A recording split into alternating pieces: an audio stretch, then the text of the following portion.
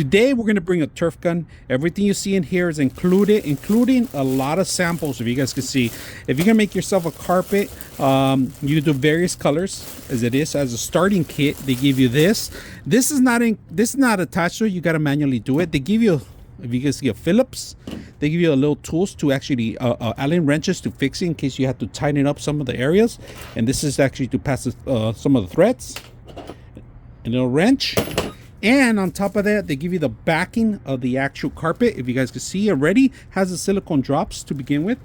And of course, where you're going to set up the carpet, the front of it, right? So you are going to need some space for this. You are going to need some equipment, additional equipment for this if you can't stretch a thread right or you can't hold it right. So you are going to need a couple of things to work with. Today, we're going to actually set that up. This is not a tutorial how to do it. We're not professionals, but we're going to show you how to demo how to use this. So we're going to stretch this out as much as we can.